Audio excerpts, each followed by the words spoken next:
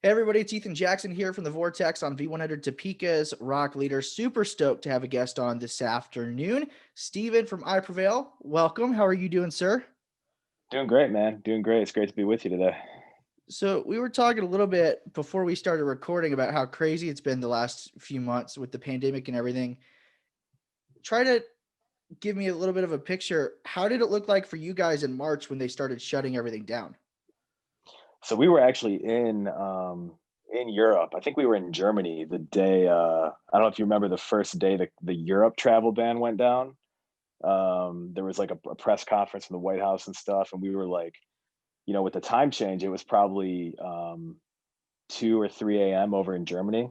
Mm. And some of our guys were just like trying to keep up with it. And like all of a sudden everybody on the bus was just getting woken up, pulled out of their bunks. They're like, we got to get home like now. So um, our dude started trying to find flights home for everybody, and this was like dead smack in the middle of the tour. Like we probably had another two or 3 weeks of shows left, so we went from playing, headliners in Germany, some of the best shows we've ever played, especially overseas, to like being home in 12 hours. It was one of the weirdest experiences that we've had. Did any of you guys get sick, or has everybody been cool throughout this whole thing? So we no nobody's like tested positive or anything in our group yet. I mean, so just kind of touring on tour, people get sick a lot. It's just kind of a common thing. You're in a bus, especially in Europe. We had one of the double decker buses, so it was like, God, I want to say 15 guys on that bus, and like I want to say at least 4 or 5 of us had some. We call it kind of tour cough or a tour cold. But kind of with everything happening with the pandemic, everyone was a little more on edge, a little more Mm. paranoid. Like, it's but everyone kind of thought about Corona like a little different in different periods. It went through a period where it was like the scariest thing ever, and then it kind of was like, oh, it's just the flu, and then it was kind of back to being the scariest thing ever. So, it was a whole wild ride that just kind of unfolded. And you guys were actually set to go out on a tour in the US with your label mates, Ice Nine Kills, and then Papa Roach and Five Finger Death Punch. Has that tour officially been canceled now, or is there a chance for that to get scheduled sometime in the future? As far as I know, it's been actually canceled at this point. So definitely a bummer. We were really looking forward to it, and it was a great lineup and a chance for us to really hit kind of a different fan base than we've done in the past. So we're bummed about it, but it's just kind of like, you just gotta hold on for the wild ride that is 2020, and make the most of it, and find the next thing. Absolutely. And your guys' next thing is Post Traumatic, the Yep. new live record deluxe album coming out on Friday. When you guys first announced this last week or the week before, I got super stoked because I'm like, this is a cool way for people at home to be able to go to a show, go to a show, that kind of thing. So that drops on Friday. Was this something that you guys had planned before the pandemic to put out, or was this let's get something new to the fans before we put out a new record maybe next year when we can tour again? So this idea went all the way back to our very first shows on the Trauma tour, which would have been, April-ish of 2019, basically right after the record came out. And I remember conversations with our front of house guy and tour manager Josh.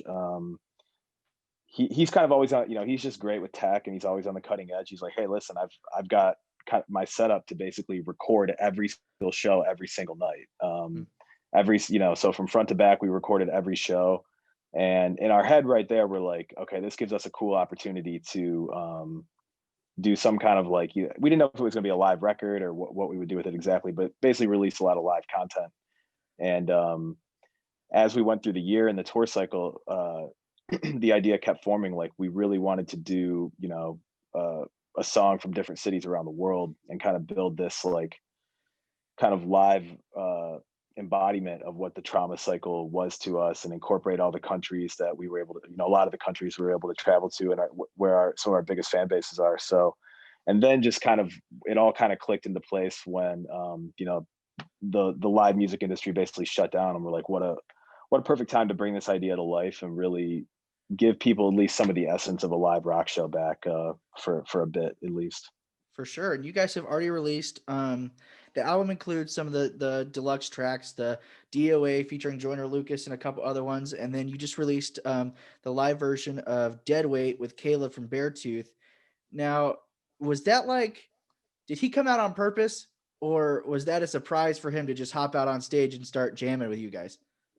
Oh, total surprise. It was actually one of the dopest moments. Like we were, it was the last show of that tour with A Day to Remember. Um and so you're just ready for tour pranks, it's just kind of the it's just kind of the unspoken rule basically that when all the bands have a good time and it's a great tour. So we went out and did like, our guys went out and like stuffed or in costumes of a bear and a tooth and like just jammed with bear tooth. So that was pretty awesome. And then, Caleb just came out and did the end of Deadweight with us, and we had no idea. And I honestly, actually, it worked out where I didn't even see him up there. Like I was like doing my own thing on stage left or stage right, and I'm like, it just in my ears, I was like, damn, Eric sounds huge tonight. Like what the hell, like. And I'm just like, what is going on? And as he was walking off, I like caught him out of the corner of my eye. I'm like, oh shit, dude, that was amazing. But it ended up being one of the coolest moments of the tour, and I'm glad we got to bring it to life in a way that can live forever. Yeah, that's super cool. I got to catch you guys on the Kansas City stop of that tour, which was almost a year ago to the day. It was on Halloween.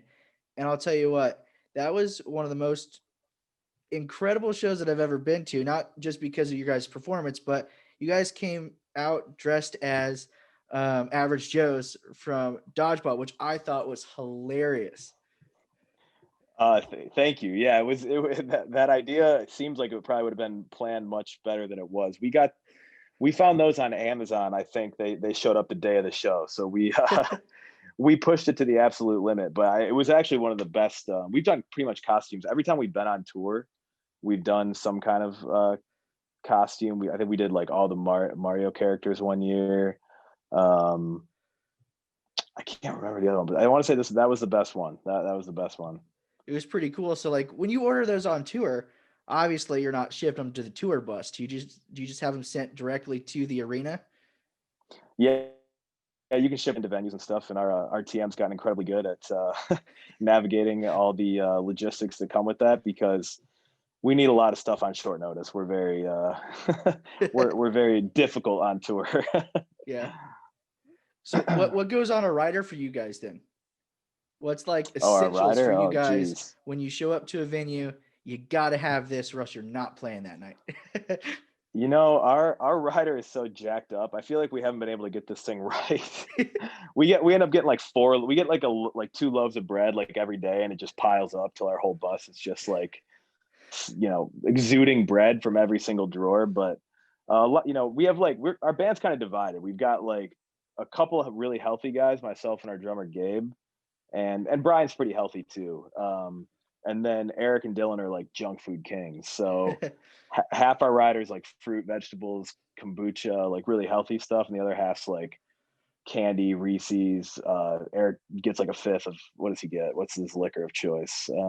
Usually Jack, but sometimes he'll get fancier. So it's pretty divided. It's the rider that is divided.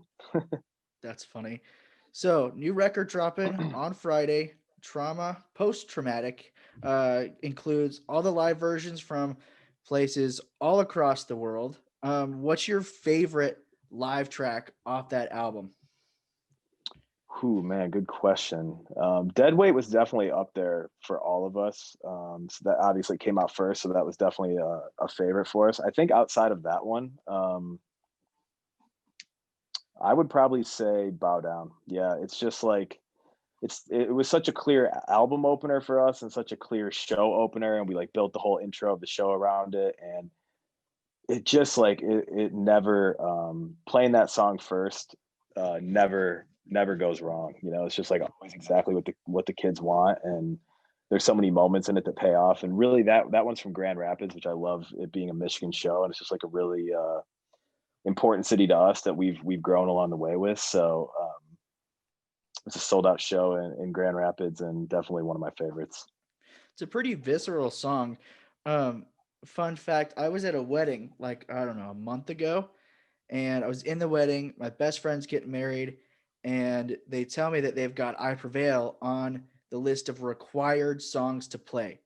So it's like 11 o'clock at night. There's only seven of us left, like on the dance floor or whatever. And Bow Down comes on, and we start a little mosh pit with seven of us at this wedding. Oh, so sick, dude. So sick. I'll tell you what, that was like, it's like, man, I haven't seen a mosh pit in like 6 months. That was really nice, even if it was just 7 people. Just 7 people. Did everybody walk out of it, or were there some Everybody walked worse? out of it. It was good. Okay.